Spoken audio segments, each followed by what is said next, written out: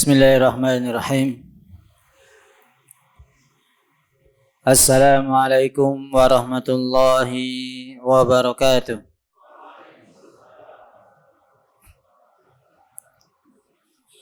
Alhamdulillah ala ihsanih wa syukru lahu ala taufiqih wa amtinanih. Wa ashhadu an la ilaha illallah wahdahu la syarika lahu ta'ziman li sya'nih.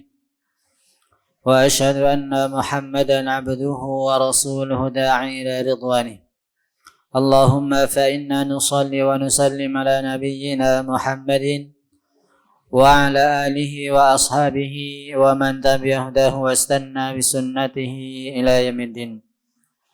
Amma ba'd. Kita panjatkan puji syukur kehadirat Allah Tabaraka wa Ta'ala.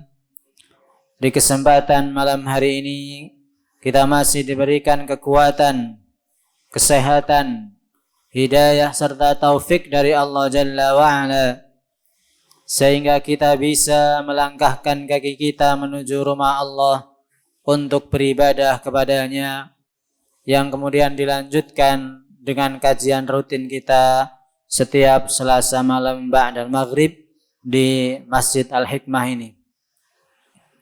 Kita berharap semoga Allah Tabaraka wa Ta'ala berkenan memberikan kepada kita ilmu yang bermanfaat sehingga bisa kita amalkan sebagai bekal kita menghadap Allah Tabaraka wa Ta'ala. Amin ya Rabbal Alamin.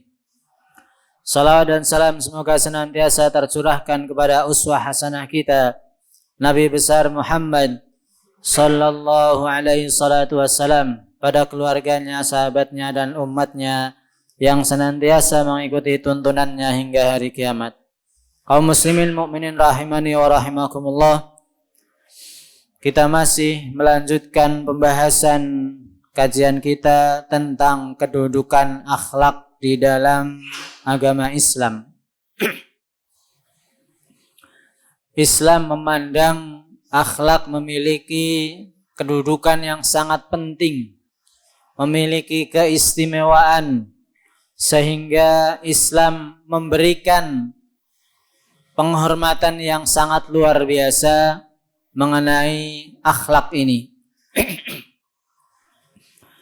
Saat itu kita sampaikan beberapa tanda atau beberapa indikasi yang menunjukkan bahwa akhlak sangat penting di dalam syariat Islam ini. Saat itu kita sampaikan berapa poin? Masih ingat? 2 apa 3? 3 apa 2?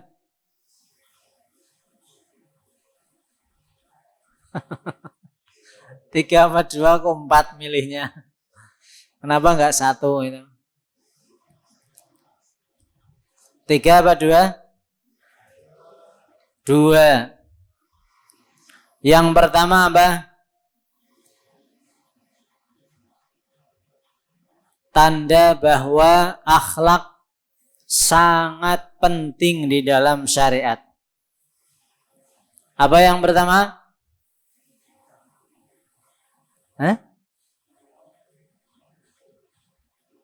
Lali? Apa? Apa itu? Pondasi. Apa? Tahu-tahu kok pondasi? Pondasi apa? Pondasi jembatan?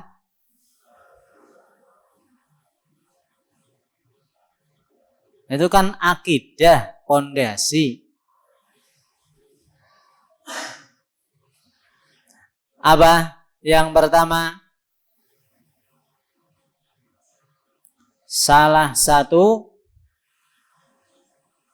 apa? Akhlak merupakan, gak ada yang nulis ini ya. Mbah Manton nulis apa pura-pura nulis? Nulis. Kayaknya bawa buku terus tapi kok kayaknya bingung gak ketemu ya. Ya satu buku buat kajian berapa tema ya bingung jadinya ya. Tapi Masya Allah masih mending. Ya. Masih mending dibandingkan apa? Masih mending dibandingkan yang hanya mengandalkan daya ingat. Daya ingatnya juga solali ya. Gampang lupa. Sudah dijadikan andalan tapi apa? Gampang lupa. Kita tuh begitu. Apa yang pertama? Akhlak merupakan tujuan utama diutusnya Rasulullah Sallallahu Alaihi Wasallam. Akhlak merupakan tujuan utama diutusnya Rasul Alaihi Wasallam. Jadi tujuan beliau diutus itu apa? Untuk menyempurnakan akhlak. Hadis yang saya kira tidak ada yang tidak hafal di sini. Hafal semua ya? Pak Beni mesem-mesem kayaknya hafal. Hah? Nah, hadis pelajaran anak SD kayaknya hafal lah ya. Apa? Iya, apa? Innama bu'ithtu liutammima makarimal akhlak atau salihal akhlak dalam riwayat yang lain. Apa artinya? Sesungguhnya aku diutus hanya untuk menyempurnakan akhlak. Berarti tujuan beliau diutus ke bumi ini tujuannya untuk apa? Menyempurnakan akhlak, membawa risalah dari Allah Subhanahu wa taala untuk memperbaiki apa? Akhlak manusia. Berarti ini sangat penting sekali. Ini yang pertama. Yang kedua apa? Apa yang kedua? Tanda bahwa Islam sangat perhatian dengan akhlak. Apa? Akhlak merupakan bagian apa? Bagian dari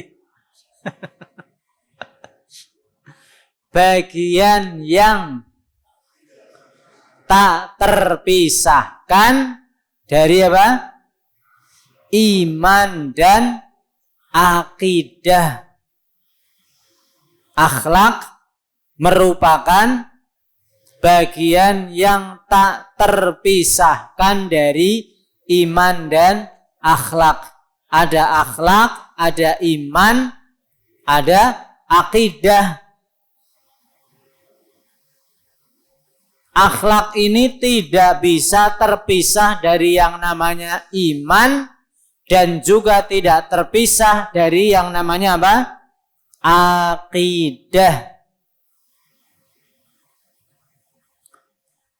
Bahkan akhlak yang baik adalah ciri baiknya keimanan seseorang dan ciri baiknya akidah seseorang. Ciri keimanan seseorang baik ditandai dengan apa? Akhlak yang baik. Orang kalau imannya baik, pasti akhlaknya baik. Pasti akhlaknya baik. Makanya Rasul mengatakan akmalul mu'minina imanan ahsanuhum khuluqa. Barometer kata Rasul, ciri orang yang sempurna keimanannya adalah orang yang paling baik akhlaknya. Sehingga Ya, kalau ada orang yang rajin ngaji tapi akhlaknya tidak baik, berarti ada yang salah.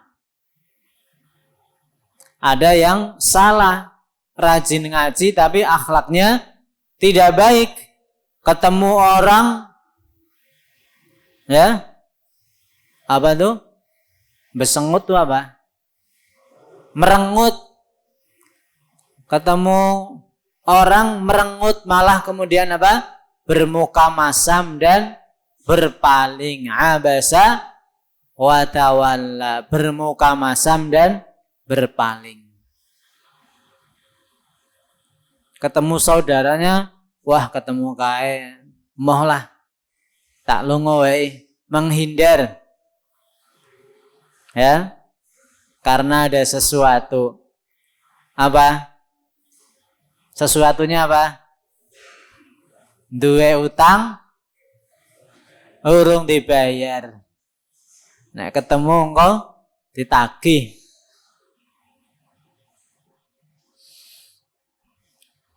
Ini adalah barometer dan ini adalah ciri bahwa akhlak itu sangat berkaitan erat dengan keimanan dan akidah seseorang. Berjalan selaras, tidak mungkin yang satu meninggalkan yang lainnya. Ini tidak bisa dipisahkan. Ya, tidak bisa dipisahkan. Iman, akhlak dengan akidah. Seperti ibarat apa? 3 serangkai. Tidak bisa dipisah. Ini ciri yang kedua yang menunjukkan bahwa akhlak memiliki kedudukan yang sangat istimewa. Ciri yang ketiga apa kemarin?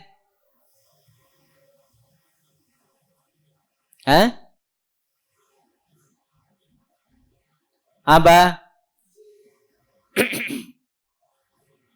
Di antara yang menunjukkan bahwa Islam sangat perhatian dengan akhlak adalah bahwa akhlak itu berkaitan dengan hampir seluruh ibadah.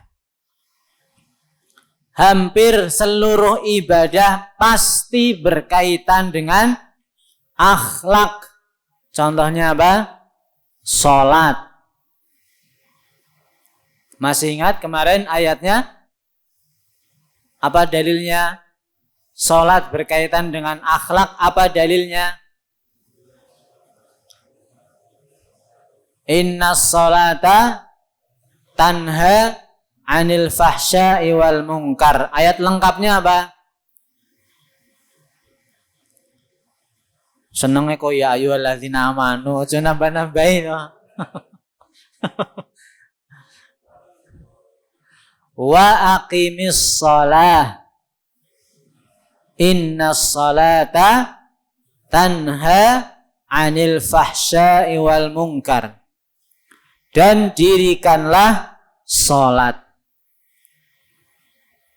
Inna sholata, kenapa Allah memerintahkan kita untuk melaksanakan sholat? Inna sholata, sesungguhnya sholat itu tanha, dia akan mampu mencegah seseorang, mampu mencegah orang yang rajin sholat, mampu mencegah orang yang menjaga sholatnya dari perbuatan keji dan mungkar, dari perkataan keji dan mungkar. Kalau ada orang rajin sholat tapi seneng apa? Seneng apa? Seneng ngerasani, seneng ngadu domba, berarti dipertanyakan apanya? Sholatnya. Dipertanyakan sholatnya. Yang salah apanya?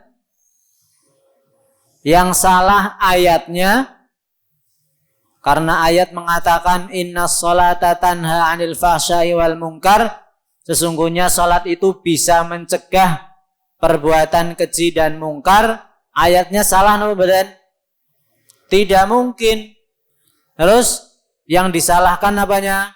Salatnya.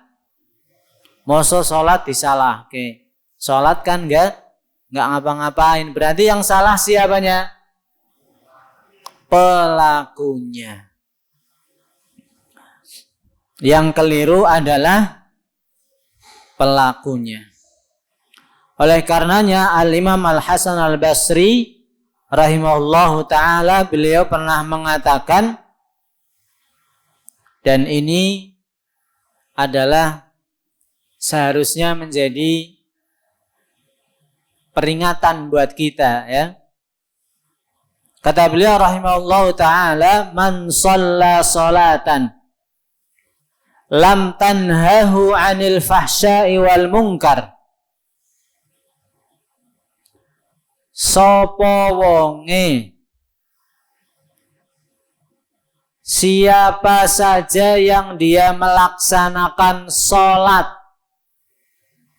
tapi sholatnya tidak bisa menghalangi dia dari perbuatan, tidak bisa menghalangi dia dari perkataan keji dan mungkar, alias sholat jalan, maksiat jalan. Sholat terus, maksiat jalan. Singkatannya apa? STMJ. Sopo sing seneng STMJ? Saya ya seneng STMJ. Susu telur madu jahe. Sholat terus, maksiat jalan. Rajin sholat, dijaga itu sholat, tapi apa? Maksiatnya ya tetap dilakoni. Nah, ya. Apa kata beliau rahimahullah ta'ala kepada orang-orang yang seperti ini? Lam yazdad biha minallahi illa bu'da. Sungguh kata beliau rahimahullah ta'ala, sholat yang dia lakukan itu akan semakin membuat dia semakin jauh dari Allah subhanahu wa ta'ala. Subhanallah. Sholat yang dia lakukan itu bukan semakin mendekatkan dia kepada Allah, tapi justru sebaliknya akan membuat dia semakin jauh dari Allah subhanahu wa ta'ala. Penyebabnya apa? Yaitu tadi STMJ. Sholat terus, maksiat jalan. Hati-hati. Ya, hati-hati. Berarti kalau begitu mulai nanti apa? Nggak usah sholat. Gitu? Nek koyo ngono wis ora usah salat wae lah. Wong maksiat angel kok ditinggal, enak maksiat kok. Ya, enak napa mboten maksiat?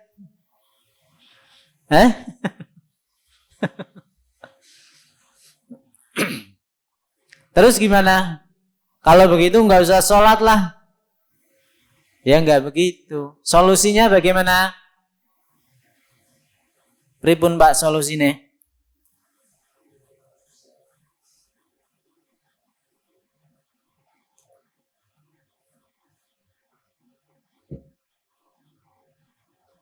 Apa solusinya? Ya solusinya adalah mari sama-sama kita perbaiki sholat kita. Bukan semakin ditinggal, tapi justru apa? Diperbaiki sholatnya. Kalau sholatnya sampai sekarang masih belum bisa menghalangi kita dari perbuatan maksiat, kita perbaiki sholatnya. Mulai dari apanya? Wudunya. Penting. introspeksi. Barangkali selama ini wudhu yang kita lakukan itu belum benar. Bagaimana caranya agar kita tahu wudhu yang kita lakukan benar? Baca, ngaji, dengarkan kajian. Ya, supaya kita tahu wudhu yang benar itu seperti apa. Wudhu yang dicontohkan oleh Rasul itu seperti apa. Karena barangkali selama ini ilmu wudhunya kita itu adalah ilmu yang belum diupdate, yang kita dapatkan ketika apa? SD. Dari SD wudhunya gitu sampai sekarang masih sama. Belum diupdate itu pengetahuan wudhunya. Bisa jadi lewat wudhunya kita perbaiki dulu. Ya, mulai dari wudhunya. Ini penting sekali. Kalau wudhunya sudah kita merasa yakin, sudah sesuai dengan sunnah, ya berarti mulai apa? Sholatnya. Waktunya sesuai atau belum? Ya, jangan-jangan kegasikan. Ya, saking gasikin apa? Urung waktunya adzan, lah aku tak sholat sih lah. Padahal urung waktunya adzan. Awal waktu. Gasiki awal waktu. Bisa jadi waktunya. Bisa jadi cara kita melaksanakan sholatnya. Yakin gak? Panjenengan yakin gak? Sholatnya dari takbiratul ihram, Allahu Akbar, sampai salam benar. Gerakannya yakin gak? Bagaimana mengangkat kedua tangan saat takbir? Bagaimana meletakkan kedua telapak tangan saat setelah mengangkat takbir? Bagaimana posisi ruku, posisi sujud, bagaimana? Itu semuanya kan diatur tuh. Ada aturannya di dalam sunnah-sunnah yang diajarkan oleh Rasulullah sallallahu alaihi wasallam. Barangkali itu ketika ruku, ya, atau ketika ruku meletakkan telapak tangan di mana? Di atas paha atau di atas tulang kering kaki. Nah, itu sesuai sunnah atau enggak? Tidak sesuai. Letakkan di lutut sehingga apa? Lurus rukuknya. Kemudian sujudnya bagaimana? Meletakkan apa saja yang ditempelkan. Nah, hadisnya mengatakan berapa tulang? 7 tulang. Apa aja? 1, dahi 2, hidung 3, 2 telapak tangan, terus lutut, terus kaki, jari-jari kaki. Jadi kalau sujud itu jangan ngangkat apa? Hidungnya diangkat. Ketoke apa? Lantainya kotor, aku moh lah, irungnya diangkat. Hidungnya tidak mau ditempelkan ke lantai.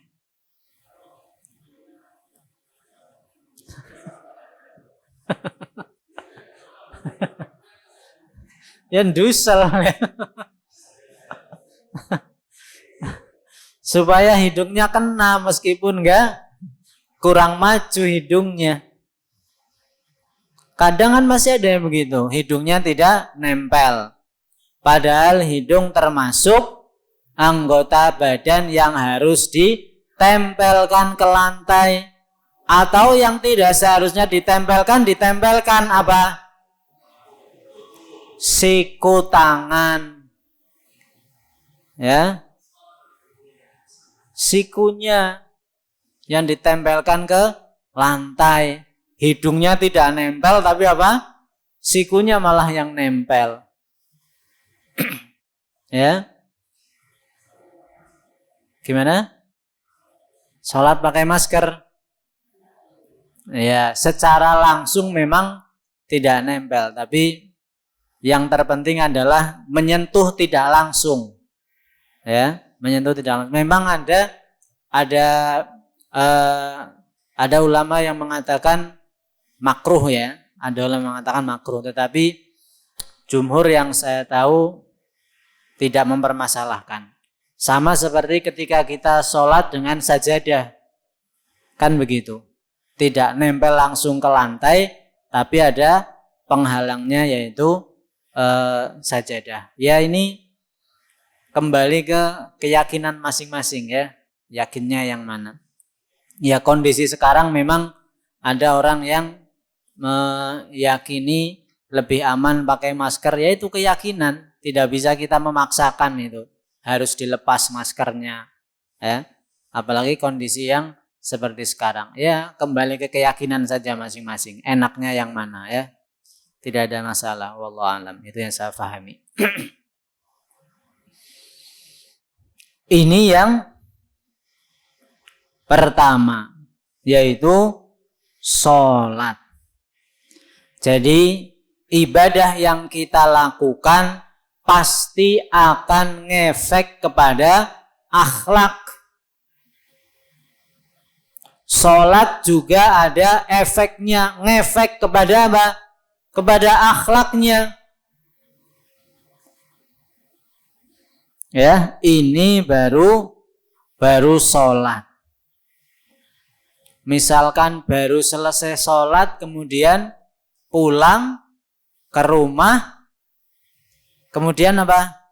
Wah, ono sendal sing luwih apik. Jarene ustadze ngomong, ambil yang baik, tinggalkan yang buruk. Mangkate nganggo sendal elek, mulih nganggo apa? Sendal sing apik. Lah kuwi ustadze ngomongin ngono kok. Ambil yang baik, tinggalkan yang buruk. Padahal baru sholat. Atau misalkan ya, di kamar mandi tertulis kamar mandi masjid itu pipis dilarang berdiri, ada tulisannya. Kemudian baru selesai sholat atau akan sholat, lihat tulisan itu, kemudian apa? Pipisnya tetap berdiri. Padahal jelas-jelas tulisannya dilarang pipis sambil berdiri. Karena apa? Dikhawatirkan apa? Kemana-mana. Dikhawatirkan kemana-mana. Dan itu juga tidak sesuai dengan sunnah. Ya, maka yang terbaik adalah posisinya dengan jongkok. Ini contoh yang pertama. Contoh yang kedua apa? Zakat. Apa kaitan antara zakat dengan akhlak? Ada nggak kaitannya? Konten apa mboten, Pak?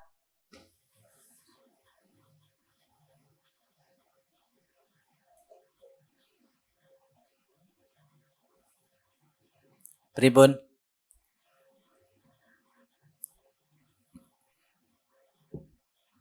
Ada yang bisa? Apa keterkaitan antara akhlak dengan zakat? Ada hubungannya apa mboten? Ada. Yakin? Apa sing penting jawab ada lah ngono. Wong bahasane memang ada kok. Kan pembahasannya lagi ada. Ustadznya ngomong ada ya berarti ada. Lah terus apa? Dalilnya mana? Nah, wis ngomong dalil ya embuh lah.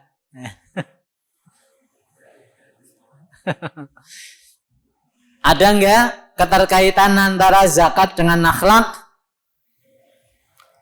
Wonten apa mboten? Wonten alias ada. Dalilnya mana?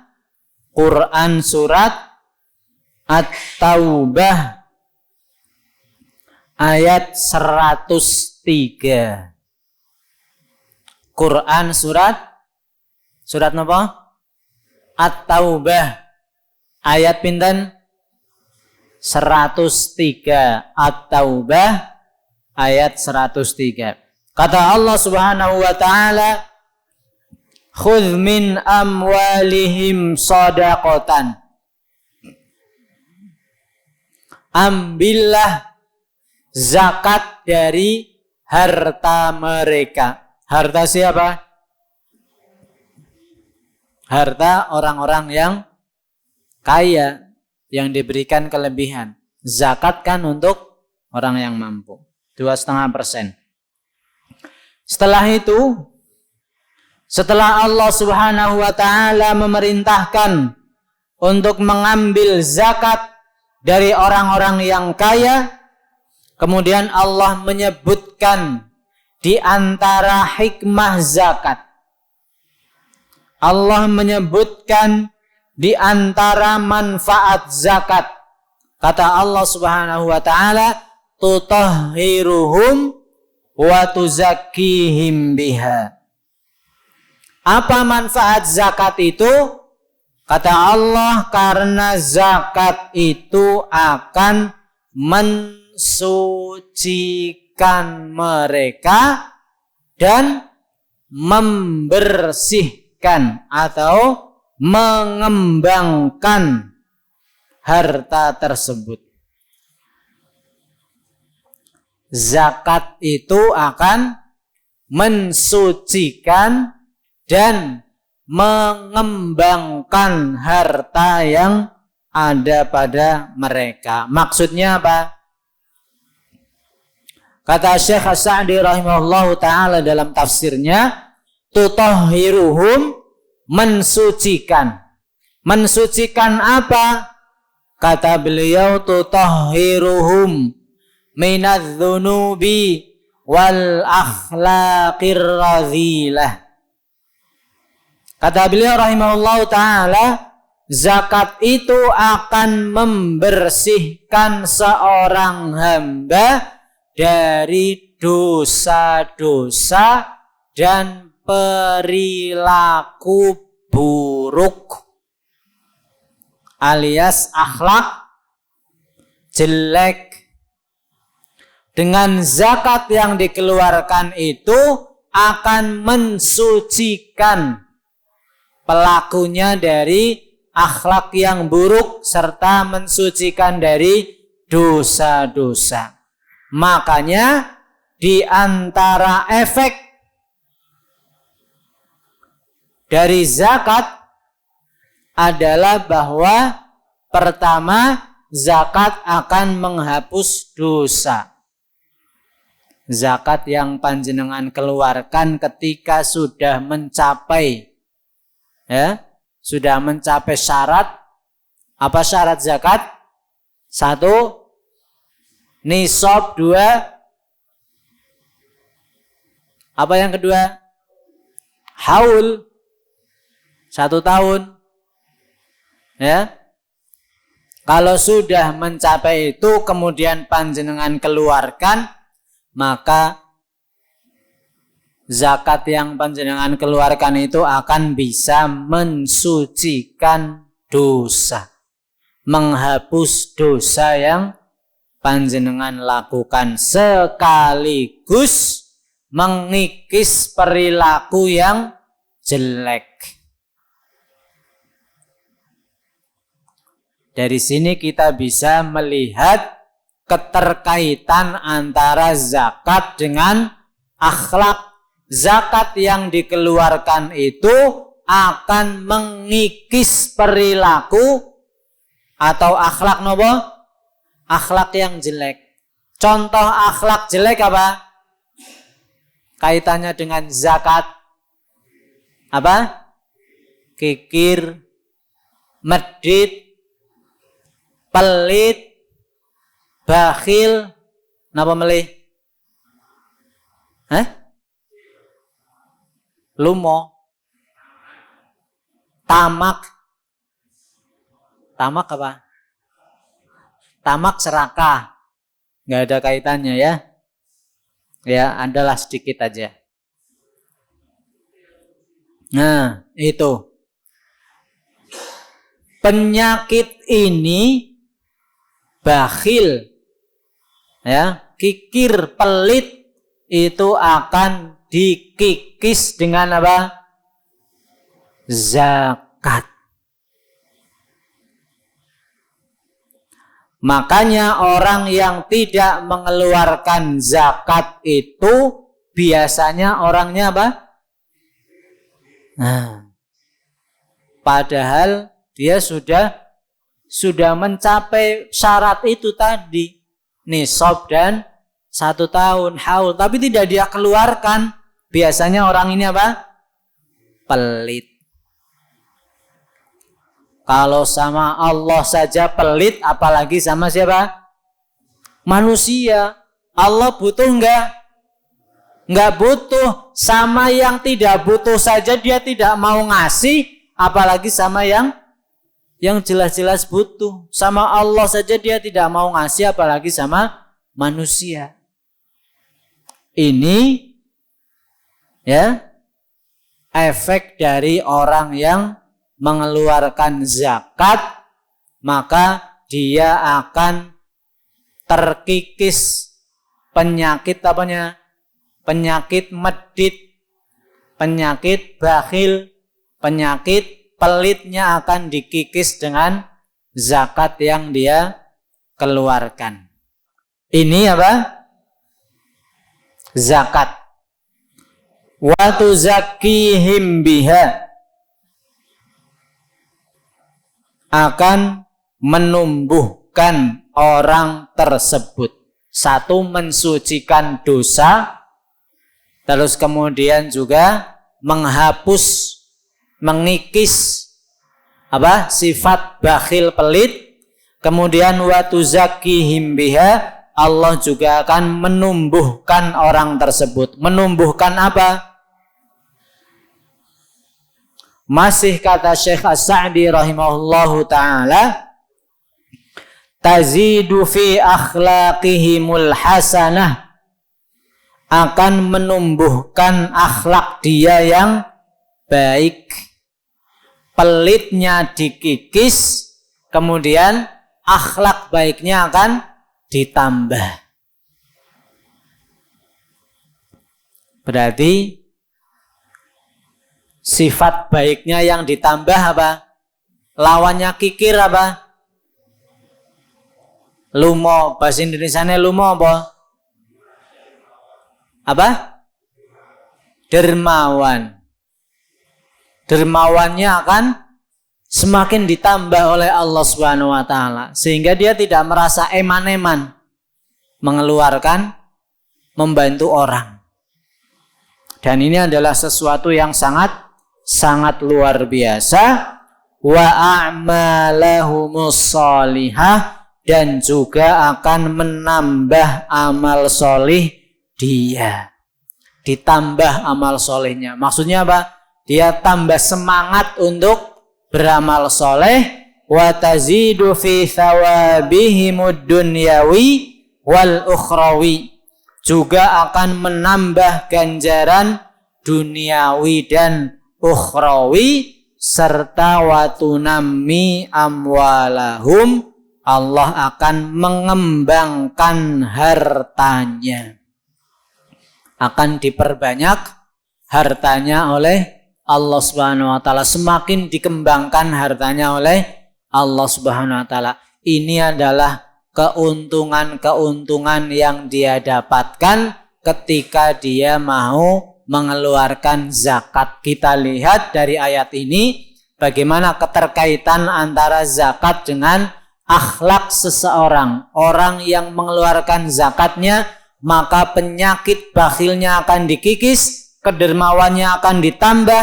dia akan semangat untuk beribadah kepada Allah, dan harta yang telah dikeluarkan untuk zakat tadi akan semakin dikembangkan oleh Allah Subhanahu wa ta'ala. Hadza wallahu ta'ala alam bisawab. Ini dulu yang kita bahas di kesempatan pada malam hari ini. Mudah-mudahan bisa difahami dan bisa memberikan manfaat untuk kita semua. Kita tutup dengan doa kafaratul majlis. Subhanakallahumma wa bihamdik, wa asyhadu an la ilaha illa anta astaghfiruka wa atubu ilaik. Wa lafu minkum. Assalamualaikum warahmatullahi wabarakatuh.